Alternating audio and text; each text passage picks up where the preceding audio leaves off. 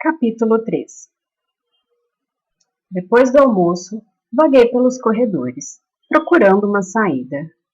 Queria dar uma escapulida para fumar um cigarro, mas fui descoberto por Indira perto da escada de incêndio. Ela achou que eu estava perdido. Não se preocupe, Theo, disse ela, me tomando pelo braço. Eu levei meses para me situar por aqui. Parece um labirinto sem saída. Às vezes, ainda me perco. E estou aqui tem 10 anos. Ela deu uma risada. E antes que eu pudesse fazer qualquer objeção, estava me conduzindo escada acima para uma xícara de chá no aquário. Vou colocar a água para ferver. Que tempinho desgraçado, hein? Seria melhor que começasse a nevar de uma vez para acabar com isso. A neve é um símbolo muito forte no imaginário. Você não acha? Ela limpa tudo. Já notou como os pacientes gostam de falar da neve? Tenta observar, é interessante. Para minha surpresa, ela enfiou a mão no bolso e pegou um enorme pedaço de bolo embrulhado em papel filme e o colocou na minha mão. Toma, é bolo de nozes. Fiz ontem à noite, para você. Puxa, obrigado, eu sei que não é nada convencional, mas eu sempre consigo resultados melhores com pacientes difíceis quando ofereço uma fatia de bolo na minha sessão.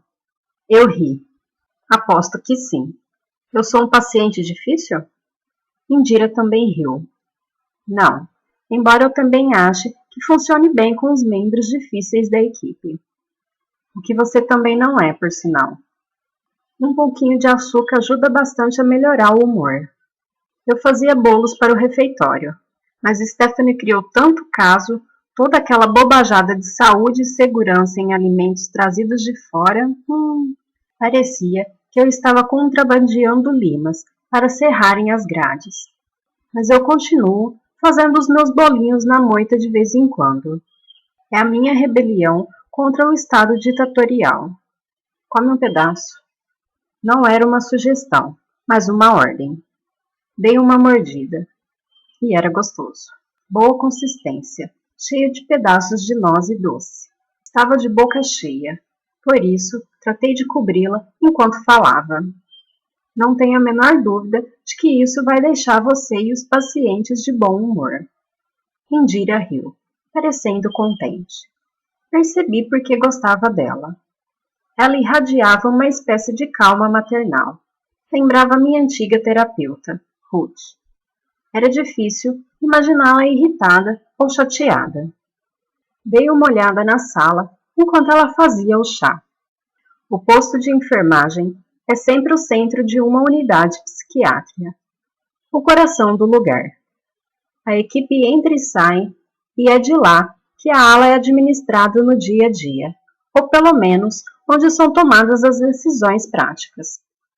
Aquário era o apelido que as próprias enfermeiras davam ao posto, porque as paredes eram feitas de vidro reforçado, o que significava que a equipe podia ficar de olhos nos pacientes na sala de recreação, pelo menos em teoria.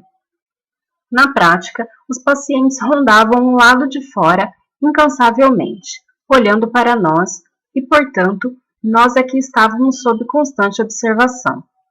Como o espaço era pequeno, não havia cadeiras suficientes, e as que existiam em geral estavam ocupadas por enfermeiras trabalhando no computador, de modo que, em geral, ficava-se no meio da sala ou recostado de mau jeito numa mesa, o que fazia o local parecer apinhado, não importa quantas pessoas estivessem lá dentro. Aqui está, meu bem. Indira entregou uma xícara de chá. Obrigado. Christian entrou e me cumprimentou com um aceno de cabeça. Exalava um cheiro forte de chiclete de menta que estava sempre mascando. Lembro que ele fumava muito quando trabalhávamos em Broadmoor. Era uma das poucas coisas que tínhamos em comum. Mas desde então, ele parara de fumar. Havia se casado e tinha uma filhinha.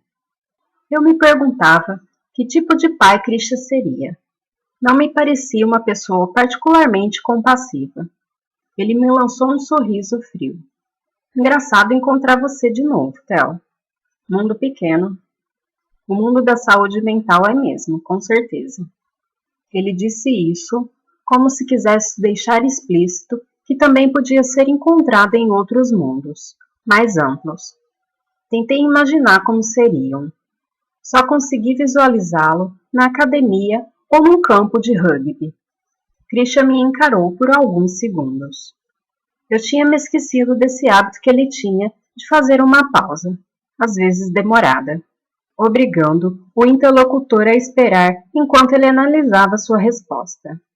Isso me irritava, agora do mesmo jeito que me irritava em Broadmoor. Você entrou na equipe num momento nada propício, disse ele. A espada de Damocles está pendendo sobre o Glove. Você acha que a situação está tão ruim assim? É só uma questão de tempo. Mais cedo ou mais tarde, a Fundação vai fechar as nossas portas. A questão, então, é: o que você está fazendo aqui? Como assim? Bem, quando o navio começa a afundar, os ratos saem correndo. Eles não sobem a bordo. Fiquei perplexo com a agressão direta de Christian.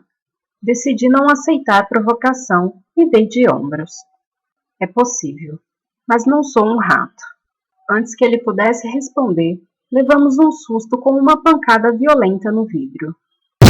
Elif estava do outro lado da vidraça, esmurrando-a.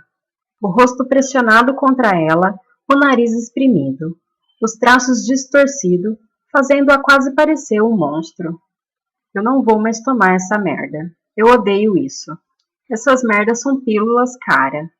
Christian abriu a portinha no vidro e falou por ela. Agora não é hora de discutir isso, Elif. Estou falando sério. Eu não vou mais tomar. Elas me deixam enjoada. Eu não posso falar sobre isso agora. Marque uma hora para a gente conversar. Por favor, se afaste. Elif fez cara feia, refletindo por um momento, até que se virou e se afastou com passos pesados, deixando um leve círculo de condensação no ponto onde havia pressionado o nariz no vidro. Que figura, comentei. Christian resmungou. Difícil. Indira fez que sim com a cabeça. Pobre Elif. Ela está aqui por quê? Duplo homicídio, respondeu Christian. Matou a mãe e a irmã, sufocadas enquanto dormiam. Percrustei o que estava acontecendo do outro lado do vidro. Elif havia se juntado aos outros pacientes. Ela era muito maior que todos os outros. Um deles lhe entregou dinheiro, que ela meteu no bolso. Até que notei Alicia num canto da sala, sentada sozinha perto da janela, olhando para fora. E fiquei observando-a por um momento. Christian acompanhou meu olhar e disse: Por sinal, tenho conversado sobre Alicia com o professor Diomedes. Quero ver como é que ela vai se sair com doses menores de risperidona. Baixei para 5 miligramas. Entendo. Acho que você gostaria de saber, já que ouvi dizer por aí que você teve uma sessão com ela. Sim. Vamos ter que acompanhar a Alice de perto para ver como ela vai reagir à mudança. E por falar nisso, da próxima vez que tiver algum problema com a medicação de algum paciente meu, pode falar diretamente comigo. Não fica procurando Diomedes pelas minhas costas. Christian olhava feio para mim. Respondi com um sorriso. Eu não agi pelas costas de ninguém. Não tenho o menor problema em falar diretamente com você, Christian. Houve um momento de silêncio constrangedor. Christian assentiu com a cabeça para si mesmo, como se tivesse tomado uma decisão. Você já se deu conta que Alice é borderline, né? Ela não reage à terapia.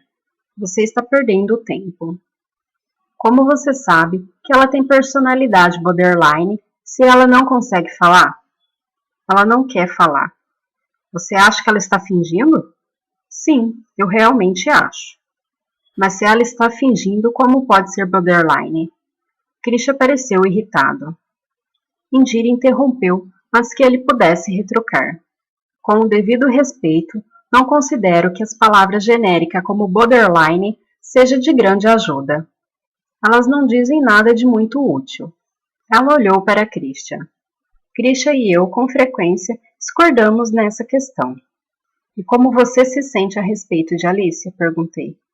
Indira refletiu por um instante. Eu me sinto muito maternal em relação a ela. É a minha contratransferência, o que ela manifesta em mim. Sinto que ela precisa de alguém que cuide dela. Indira sorriu para mim. E agora ela tem alguém. Ela tem você. Krisha deu aquela risada irritante. Me desculpa se pareço obtuso, mas como Alicia poderia se beneficiar da terapia se ela não fala? Terapia não é só uma questão de falar, respondeu Indira. É uma questão de proporcionar um espaço seguro, um ambiente de acolhimento. A maior parte da comunicação não é verbal, como eu tenho certeza de que você sabe. Krisha revirou os olhos para mim. Boa sorte, parceiro. Vai precisar. Capítulo 4. Olá, Alicia. Poucos dias havia se passado desde a diminuição da medicação, mas a diferença era visível em Alicia. Seus movimentos pareciam mais fluidos. Seus olhos estavam mais nítidos. O olhar enevoado se fora. Parecia outra pessoa. De pé à porta com Yuri, ela hesitou. Alicia me encarava como se visse com clareza pela primeira vez, me avaliando, digerindo o que via. Eu me perguntava a que conclusão estaria chegando. Por fim, ela considerou que era seguro e entrou. Sem precisar de convite, sentou-se. Fiz um gesto para que Yuri se retirasse. Ele refletiu por um segundo, então fechou a porta ao sair. Eu me sentei de frente para Alicia. Houve um momento de silêncio. Apenas o barulho constante da chuva lá fora. Gotas tamborilando na janela. E por fim, perguntei. Como você está se sentindo? Silêncio. Alicia me encarava. Os olhos pareciam lâmpadas sem piscar. Abri a boca e voltei a fechá-la. Estava decidido a resistir à tentação de preencher o vazio falando. Em vez disso, me limitando a ficar em silêncio na sua presença, eu esperava comunicar algo diferente, algo não verbal. Que estava tudo bem se ficássemos apenas sentados daquele jeito, que não iria machucá-la e que ela podia confiar em mim. Para conseguir fazer Alicia falar, eu precisava conquistar a sua confiança, o que levaria tempo. Nada poderia ser feito da noite para o dia. O processo avançaria lentamente, como uma geleira, mas avançaria. Enquanto estávamos os dois lá sentados em silêncio, minhas têmporas começavam a latejar. Um princípio de dor de cabeça. Um sintoma revelador. Pensei em Ruth, que costumava dizer que um bom terapeuta precisa ser receptivo aos sentimentos do paciente, mas sem se apegar a eles. Os sentimentos não são deles, não pertencem a ele. Em outras palavras, aquelas pancadas na minha cabeça não eram uma dor minha. Ela pertencia a Alicia. E a súbita onda de tristeza, o desejo de morrer, simplesmente morrer, tampouco me pertencia. Era dela, tudo dela. E fiquei lá, sentindo por Alicia, a cabeça latejando, o estômago embrulhado pelo que pareceram horas intermináveis, até que os 50 minutos chegaram ao fim. Olhei para o relógio. Agora precisamos encerrar. Alicia baixou a cabeça, olhando para o colo. Hesitei. E sem querer abandonei as minhas reservas. Baixando a voz, falei de coração. Eu quero ajudar você, Alicia. Preciso que acredite nisso. A verdade é que eu quero ajudar você a ver o mundo com clareza. Com isso, Alicia ergueu os olhos. Ela olhou para mim, através de mim. Você não tem como me ajudar, clamavam seus olhos. Imagina só, você mal consegue ajudar a si mesmo. Você finge saber tanta coisa e ser tão esperto, mas você é quem devia estar sentado aqui no meu lugar. Você é louco, uma fraude, um mentiroso. Enquanto Alicia me encarava, caiu a ficha do que havia me deixado perturbado a sessão inteira. É difícil encontrar palavras para descrever isso, mas um terapeuta rapidamente aprende a reconhecer o sofrimento mental, por meio do comportamento físico, da fala e do certo brilho no olhar. Uma apreensão, um medo, uma loucura. Era o que estava me incomodando. Apesar daqueles anos de medicação, de tudo que havia feito e suportado, os olhos azuis de Alicia continuavam claros e límpidos, feito um dia de verão. Ela não estava louca. O que havia então? Que expressão era aquela em seus olhos? Qual seria a palavra exata? Não sei.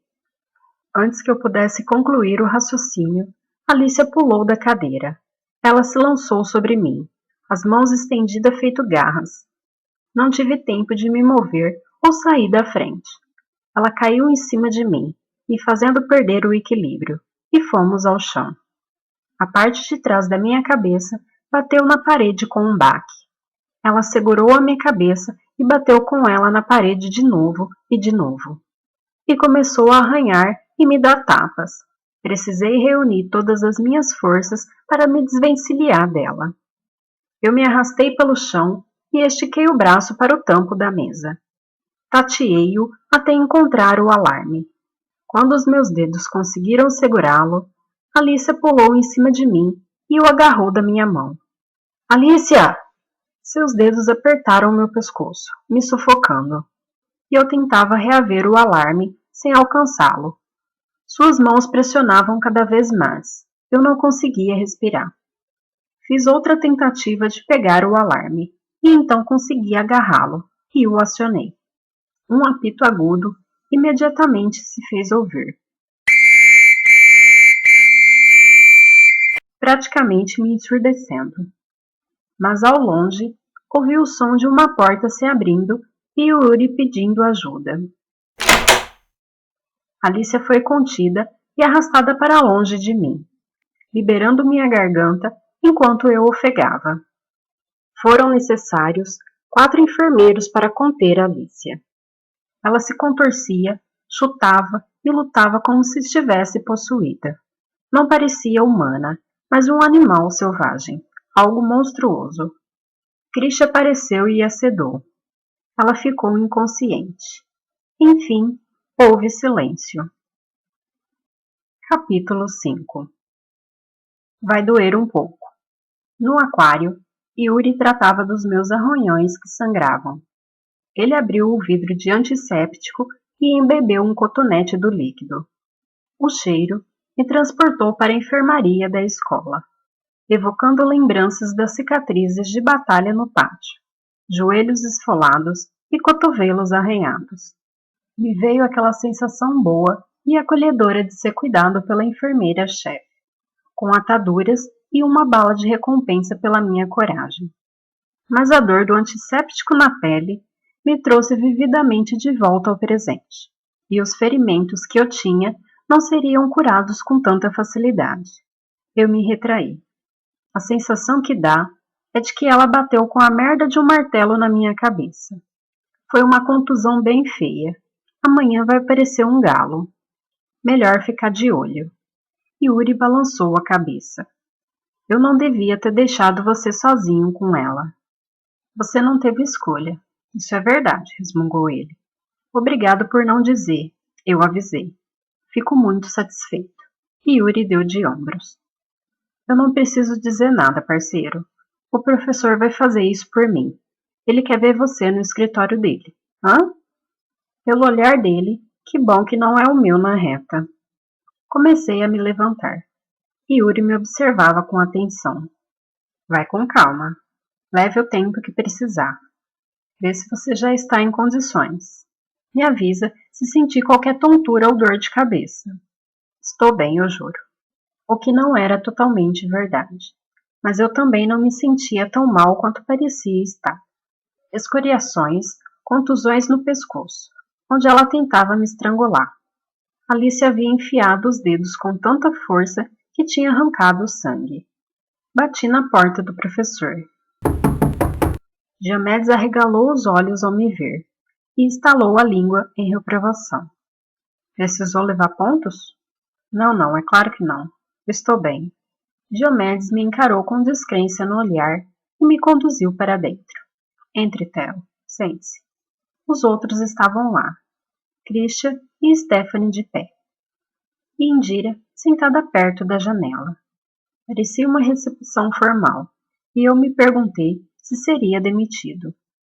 Diomedes se sentou à sua mesa.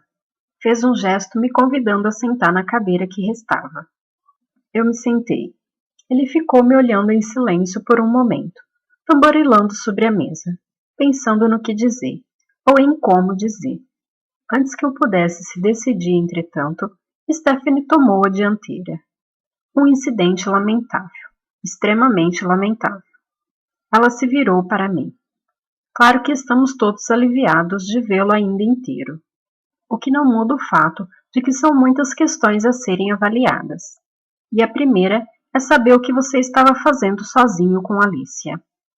Foi culpa minha. Eu pedi a Yuri que se retirasse. Assumo plena responsabilidade. Com que autoridade você tomou essa decisão? Se um de vocês tivesse se ferido gravemente, Diomedes interrompeu. Por favor, não sejamos dramáticos. Felizmente, ninguém saiu ferido, e apontou com desdenho para mim. Alguns arranhões não justificam uma corte marcial. Stephanie não pareceu ter gostado do comentário. Não acho que seja a hora para piadas, professor. Eu realmente não acho. Quem está fazendo piadas? Diomedes se voltou para mim. Estou falando com toda seriedade. E então, Theo, o que aconteceu? Senti todos os olhares voltados para mim e me dirigi a Diomedes, escolhendo cuidadosamente as palavras. Bem, ela me atacou. Foi isso que aconteceu. Isso é óbvio, mas por quê? Devo presumir que não foi provocada. Claro, pelo menos não conscientemente. E inconscientemente? Bom, Alice estava reagindo a mim em algum nível, que é natural. Acredito que isso mostra o quanto ela quer se comunicar. Christian riu. Você chama isso de comunicação? Sim, chamo. A raiva é uma forma poderosa de comunicação.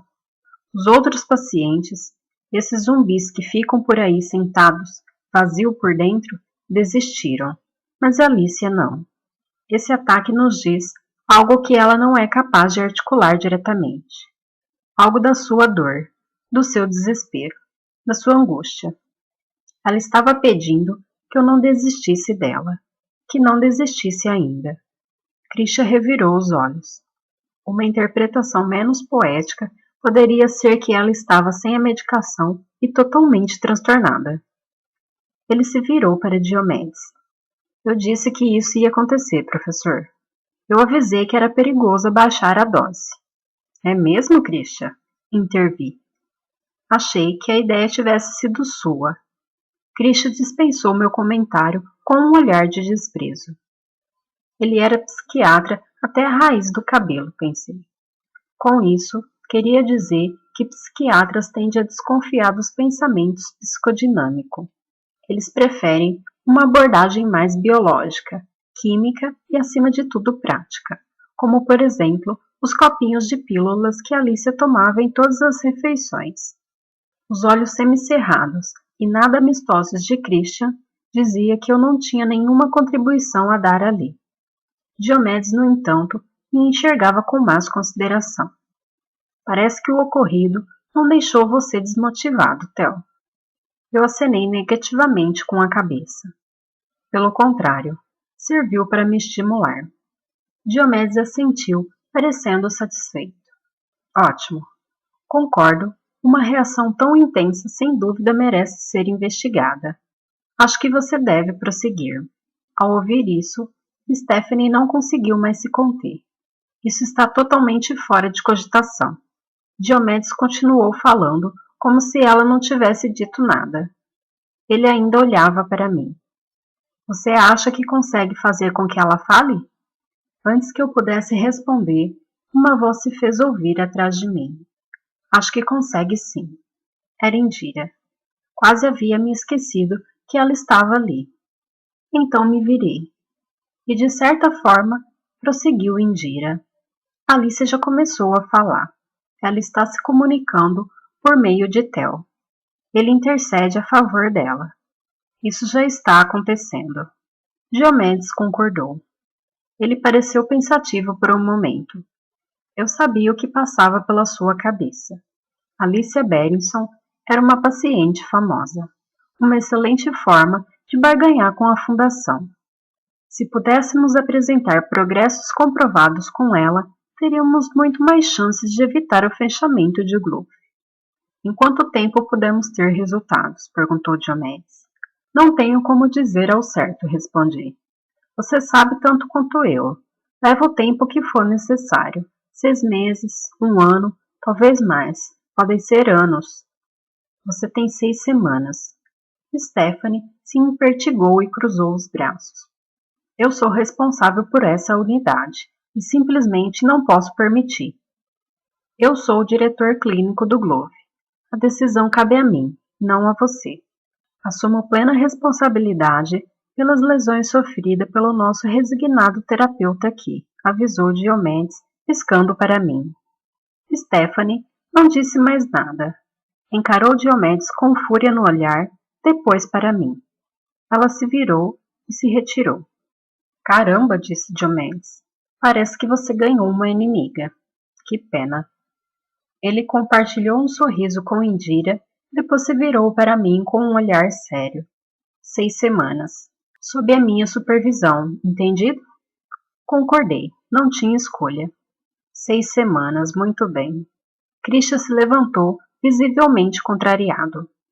Alicia não vai falar em 6 meses, nem em 6 décadas.